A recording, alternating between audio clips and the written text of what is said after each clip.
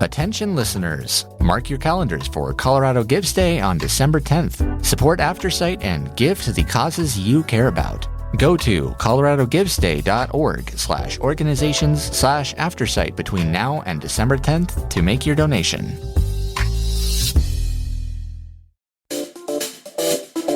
Hey, you're listening to Blindsight. Let's go. Mental health isn't something to take lightly. It's time to fight. It's time to thrive. Let's do this. Hey there, welcome to Blindsight. This is your co-host Bill Lundgren with Jonathan Price, and we have a very important subject to talk about today. Of course, all our subjects are important, but this one is particularly something people don't talk about, and that has to do with those forbidden words, sex and intimacy. And the fact that, the things our mothers and fathers didn't teach us, we have to deal with as adults. And they didn't do a very good job, with some people anyway. So anyway, Jonathan, how are you? I'm good. The weekend was wonderful. A couple weeks ago, went to go see Hamilton, so that was really nice. They did a good job. Great show. Oh, it's a great wonderful show. I love going to the musicals, and what I really love, and so because I'm a actual music nerd and I like musicals, I really watch pit orchestras and conductors and listen to the music behind it, and there's so many technical things about the pit orchestra that people don't understand. So people think, oh, they're just playing to recording. No, you've got a group of 25 to 30 musicians sitting underneath the stage, all working together to make something really, really incredible. And it just sounds like the recordings. And a lot of people just don't understand that. And so it's really fun for me to watch that. And then I also like watching the scene transitions. So the people coming on and off the set when they're doing set design or set transitions, or I like to watch the auxiliary people because they're the ones who are really making the show happen, not just the leads and that kind of stuff. Most people focus on that. But I tell you what, knowing the intricacies and all that kind of stuff of what's happening behind the scenes is so wonderful to me. And I just appreciate it on a whole other level after, seeing different shows. So it's good. Yeah. What about you, Bill? Well, I'm dealing with catastrophes in my condo, but when we because they had a pipe leak and all that kind of stuff. But Hamilton is one of my favorite shows. Oh, nice! And I've seen it 3 or 4 times. And I was raised going to musicals. I mean, when I was a little boy, I was going to musicals. So that's been like a meal to me, just to nurture me whenever I get to a show. So I'm glad you had that experience. Yeah. Mm-hmm. Yeah, it's awesome. Well, so let's introduce our host, our guest, Dan Purcell, who's a sex and intimacy coach. And you don't hear about that title used that much, but this is why we invited him on. So, Jonathan, do you want to do the honors? Well, yeah, I guess, Dan, I'm just going to start off with the first question. We were talking about musicals, and creating music in the bedroom is something that's very important to, I guess, everybody, or I would assume it's important to everybody. But tell us a little bit about your background and why you got into this industry, and we'll start there. Oh, my. Well, I think I'm the loaded question. Yeah, it is. I would never foresee myself doing what I do now. If you asked me like 10 years ago what I'd do. But I got into it because I wanted to solve problems in my own marriage. And once we started to solve these problems, I'm like, holy cow, how come no one told me these things before? Yeah. There's so much goodness on the other side. And I wanted to share that with everyone. So that's how I really got into this work. And I've been doing it for 7 years now, and I absolutely love it. That's fantastic. What are some of the basic misconceptions that you see when you're working with couples talking about sex and intimacy? I think a lot of it has to do with, first of all, sex is a very private thing. It's very, very personal. It's very core to who we are. Yeah. And it's not something that we talk about openly with others because of the private nature of it. And culturally, it's taboo. You don't go talking about openly. And there is an aspect of it that's, let's just be honest, weird. Yeah. There's a weird part it's a very weird part of being human. So it's not, sex isn't all cleaned up and proper and prim all the time. Right. So it's an aspect of us that we don't tend to advertise or hide. Right. Or so we hide it, I mean. Yeah. So because of that, I think a lot of couples struggle with having honest conversations about sex, or individuals even understanding or relating to their own sexuality in a healthy way. And I think you tend to go one of two directions in an unhealthy way. One is very indulgent. This is where you're more boundaryless, anything goes, and you just go for it. Or the opposite is where you squash it down, try to hide it, try to pretend it's not there. And not to enjoy it. And suppress it and not enjoy it. And it's either option I don't think is very healthy, because in order to thrive as a human, we need to have a healthy relationship with our own sexuality, just like you would have a healthy relationship with food or a healthy relationship with anything that can give you pleasure and goodness in your life. So that's, I think, because it's not talked about as much, we don't get enough education. That's one aspect of why I think individuals and couples struggle with it. And also the fact that, they're not being truly intimate with each other. What kind of a relationship is it? But we've never been told that intimacy and sex are part of building a relationship. Absolutely. I think a person can survive without it. Like, yeah. You're not going to die without it, right? You can survive without it. But if you want to thrive, I think it's an aspect that you absolutely need in your relationships. Absolutely. So because we're in the kind of the blind and disabled community, there's a lot of trauma and I want to say stigma around navigating this topic. When you have dealt with people, and trauma is kind of a universal language, whether you have a blindness or a disability, or you have, you're just an average Joe or average Betty just walking down the street. When you address these awkward topics, where do you start trying to heal some of that trauma? Well, first is, let's just acknowledge no human, no adult is without some degree of trauma in this area. And trauma can be like, they say capital T trauma and lowercase t trauma, meaning major events, minor events. Like, so everyone, whether you have a disability or not, you're subject to some degree of some trauma around it. Meaning, when I say trauma, what I mean by that is some situations or some memories or some thoughts kind of give you a trauma response where you feel like flight or fight or freeze or something like that, right? Like an irrational response to something regarding something to do with sexuality. And for example, for me, I was born in Japan and I lived in Japan till I was 8 years old. Wow. And being the only blue-eyed, blonde-haired kid in my school, I stuck out like a sore thumb. Yeah. Sure.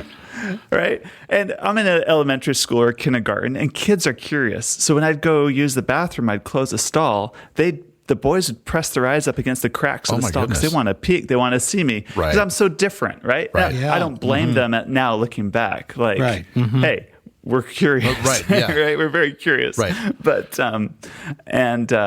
boys are just boys. But that's like a trauma that I guess a lowercase t trauma that I've had. It's like I felt very intruded upon, and like so I think everyone carries some aspect of this into their which is part of the growing. This is why I think sex and intimacy in this work is so fulfilling, because as you learn to unpack these things, it's actually gives us a platform to grow on and become a strength in the end. Well, I think one of the problems we have in the disability community in general, I saw a figure 84% of women with a disability report sexual abuse, sexual assault in their history, and that is an incredible number. Because part of the reason being that I think is because people see people with disabilities as being very vulnerable. So when somebody has that kind of experience and then is wanting a relationship with someone, that's got to be the lens through which they may experience themselves and perhaps the other person. And it really gets very almost like there's some of this assault or the trauma being repeated over and over again until they learn, I don't have to put up with it. Just because I'm disabled, I don't have to be treated this way. Right. And that's one of the gratifying things in terms of the work that we do to help people realize that. Yeah. I don't know the source of that statistic, but it's unfortunate that it's so high. Any unwanted sexual attention, any unwanted, like non-consensual sexual touch that's not welcome. And if you grow up thinking that's just the way things are, I have to give into this, I have to.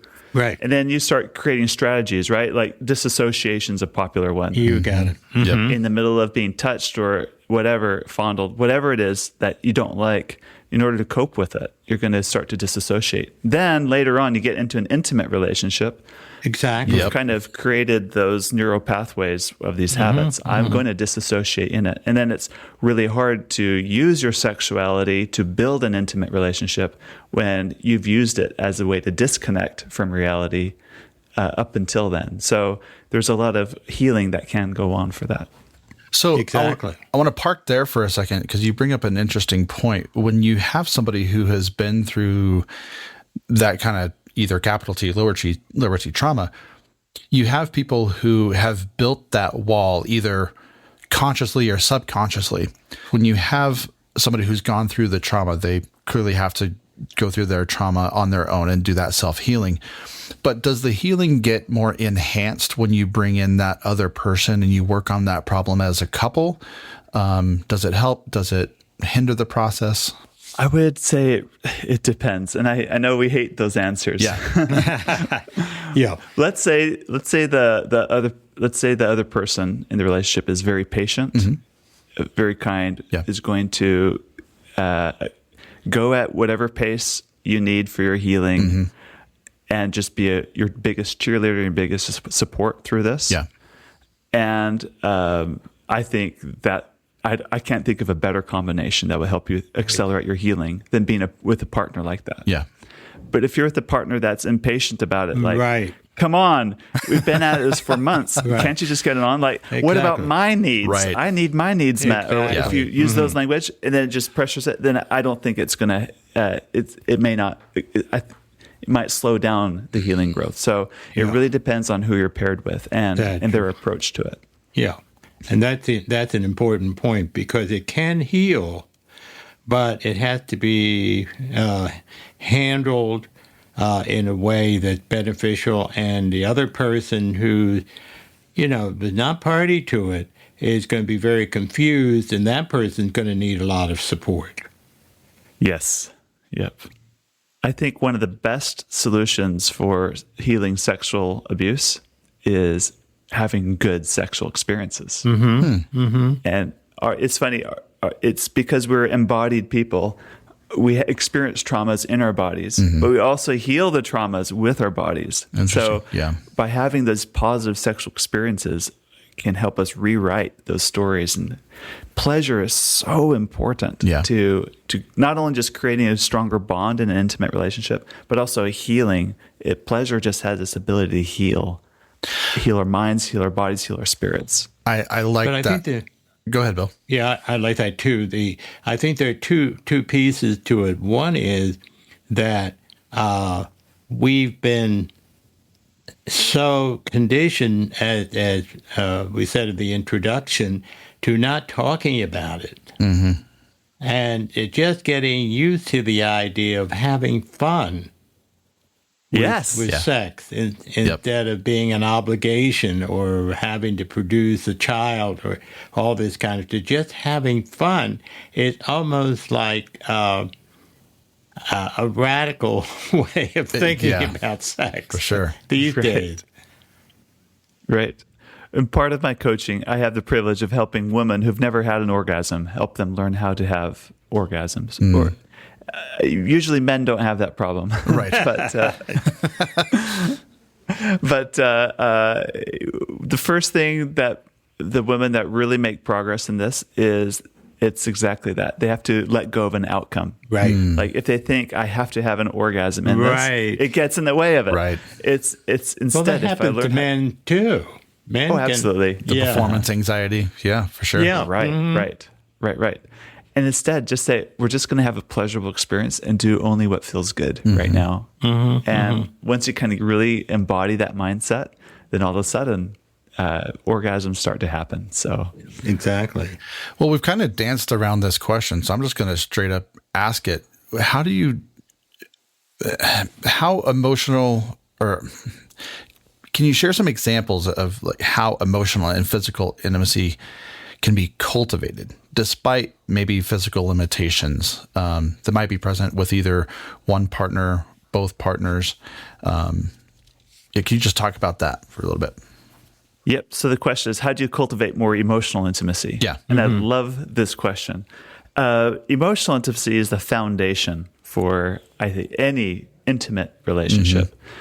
Can two people who just meet have sex? Yes, they can. But is that going to build a strong, long-term, intimate relationship? I don't believe so. And I also personally believe the very best sexual experiences are also very intimate experiences. There's more of a soul sharing. There's more of it's very bonding. Sure. It's about your hearts coming together. So if you're going to want to have those kind of experiences, then you have to learn how to connect emotionally. And generally speaking, there are differences between men and women. And this is broad brush, and of course there's going to be exceptions. But women need a stronger emotional connection first in order to feel they can open up physically. Yeah. And men generally want the physical connection first for them to feel safe to open up emotionally. So there's a little bit of a chicken and egg going on. And that, but I don't think it needs to be a problem. It's an opportunity for both people to grow and lean into each other. I think emotional intimacy begins by learning how to speak emotionally. And this is something couples don't really know how to do. Right. And but when I say speaking emotionally, like I can, at the end of the day, turn to my wife and tell her about my day, and I can say it in a way that's a lot about the facts and the figures and like the schedule and the day-to-day, what happened. But I can also tell her about my day from an emotional standpoint. I could tell her about a time today I felt angry or upset or embarrassed. I could tell her about a time I had some fear, or about some time I was elated or had joy. I just watched the movie Inside Out. I love that movie. I love that movie. Right? Yep. Did you watch the second one or the first one? Yeah, we watched the second one recently. Yes. If you think like those characters, you have fear, anger, disgust, whatever, joy, whatever. Just think about it. Just use those as your guideposts for a conversation with your spouse. Like, tell your spouse about a time you felt this emotion, and this is how you speak emotionally. And that's a skill you can cultivate. Now, when you're talking with your spouse, you're speaking in emotional language. And emotions are the number one human universal connector. Right. And I think that's why you like the musical Hamilton so much, just because of the emotion involved and the humanity. They're so human, right? They make these mistakes, yet they have honor to live up to. And and and then there's pride involved. Like there's just all this human emotion, and that's why we connect so much with these characters. And the music is fantastic too. That's the language of emotional connection in a relationship. It's, can you undress emotionally, and can you share things emotionally? There's a part of us that wants to guard some of our emotions. Like the other day, my wife and I we have a ritual about connecting emotionally. Nice. And not to make it so formal, but we push ourselves at the end of the day to speak about these things. And I told her of something I was embarrassed about, something I had done that she didn't know about, but I was embarrassed. I had said something to a friend that I was later on regretted that I said it that way. And that's hard for me to share because I don't have to tell her that. No. She has no knowledge of it. And but as I get the courage to open up, to share with her, then she gets a clearer picture of who I am. And that's intimate. Yeah. That's letting someone into my private space. And I think that's how you do it. Well, it takes courage. Yeah. Even before we started this recording, I was confiding in Bill that, sometimes I go through life, and right now in this stage of life as a single dad, I tend to put on the Superman costume because, in a manner of speaking, I have to. There are some times that I just have to put on that costume, and I just have to buckle down and get the things done that I need to get done.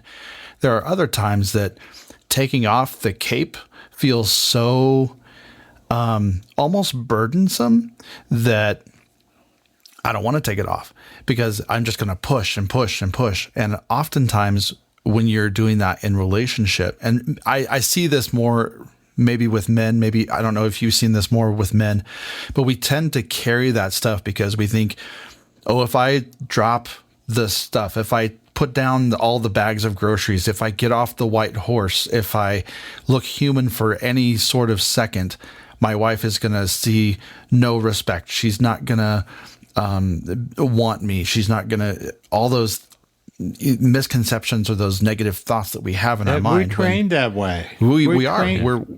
We're just built that way. We're naturally that I'm going to do everything, pull myself up by my bootstraps kind of people. That's just how we're designed and created.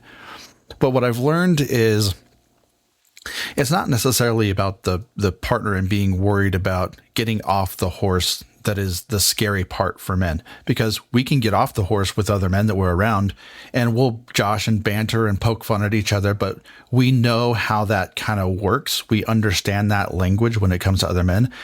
But I think for me, the fear of getting off the horse is, am I going to be kicked when I get off that horse by my spouse? Is she going to see me? Is she going to validate some of those feelings that I come off the horse? If I put down the cape, if I carry one bag of grocery in instead of, 18, it's like, it's just one of those things. And so for men specifically, because we're all dudes here, how do we navigate this emotional turmoil of getting out of superhero complex mode and being emotionally vulnerable to the people we need to be emotionally vulnerable with? I'm coaching a couple that's going through this right now. Nice. And that's the thing. You might get kicked by the horse, but can you handle the kick? Yeah. That's it. Yeah. Mm-hmm. That's the thing. Yeah. You might be shamed for only carrying one bag of groceries instead of 18. But can you handle that? Sure. I think that's where the rubber really meets the road is, can you handle being kicked? Yeah. Can you handle disappointment? Mm-hmm. So for this particular couple I'm coaching, for him, their marriage is revolved around to the point where if he gets a whiff that she's like, the shop is closed that night, like it's not going to happen. Right.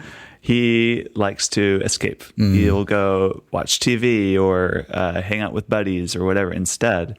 And it really bothers her because then she feels like he's not interested in the whole of her, only when she can put out for him. Right. So it's and then she's defiantly going to hold back even more.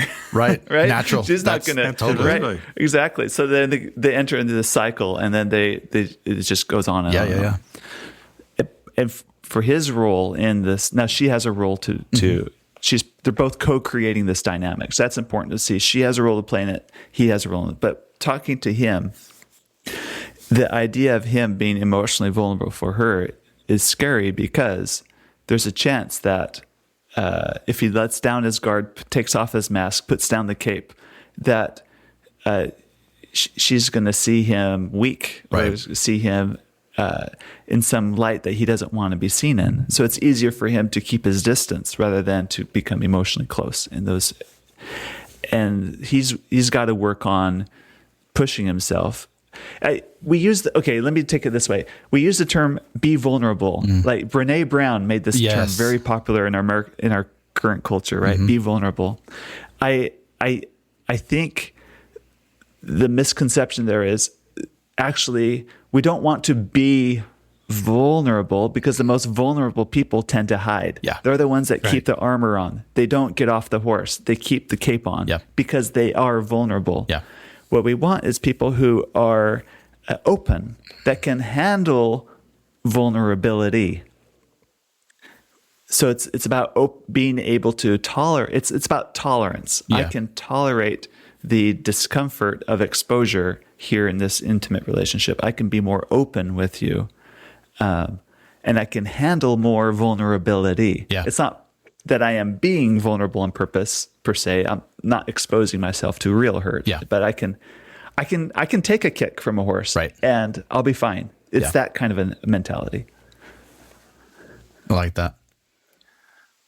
And when you have somebody, for example, who had recently has lost their sight, they begin to feel less than.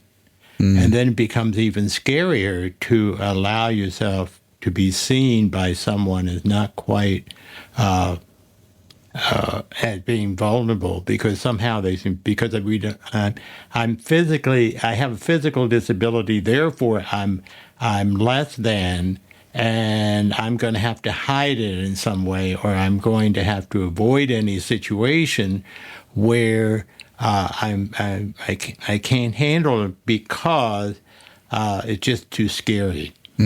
Right. And a relationship, in the relationship, like in an intimate relationship, I think the more we hide, the more trouble we're going to have building intimacy. Right. Absolutely. Because that's what builds intimacy, is our being able to be who we are, or to reveal who we are. Yes. Yeah. Well, so it takes an incredible amount of courage. I hope listeners can realize that. This isn't for the faint of heart. Yeah. Well, and it's interesting that we spend so many times. This is true in my life, so I'm speaking just from me.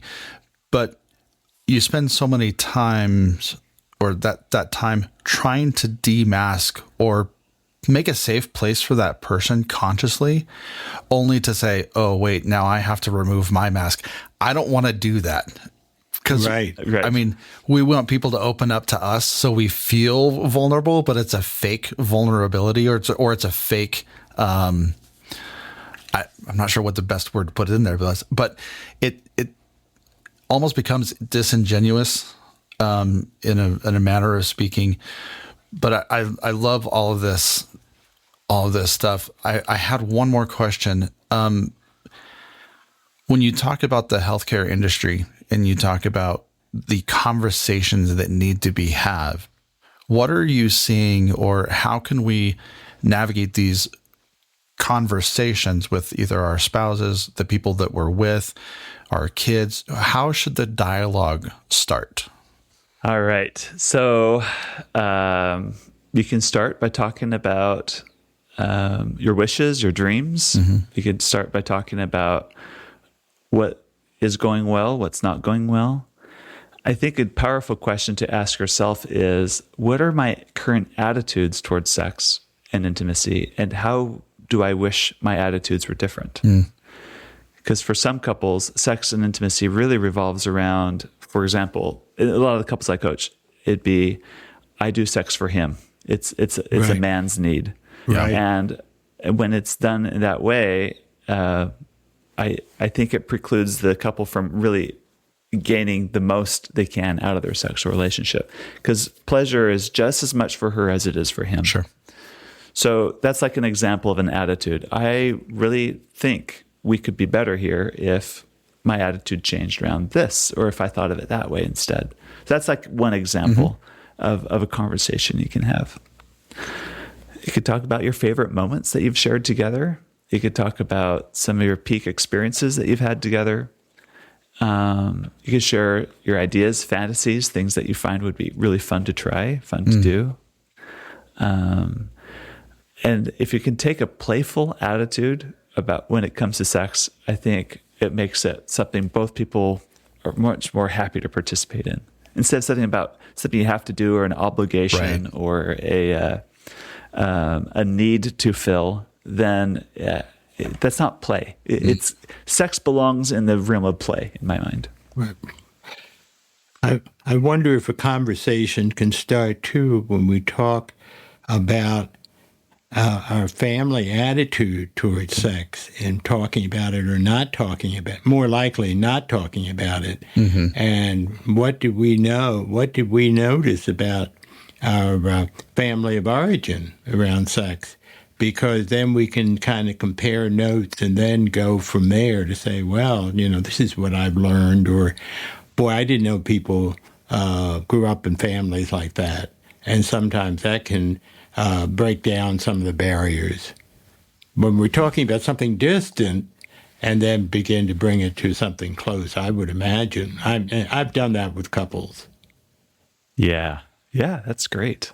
I like that. Well, this has been a really interesting conversation. Dan, how do people, if they have questions or they want to get to know you more, how do people get a hold of you and experience all that stuff? Great. My website is called getyourmarriageon.com. And on my website, you'll find information about my podcast.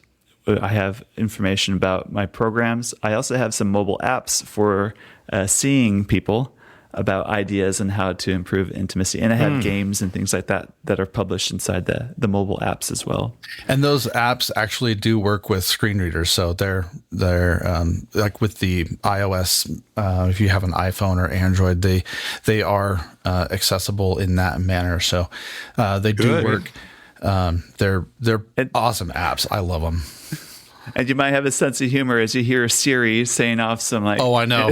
some different words. So you're used to hearing some. Well, and it's fun because like with the games, you can program them to, you have these code words that you have for your spouse, and you can, if her name is Cupcake, you can say Cupcake, like different things. Fun. You can use your couple language, I think, as you have it in there.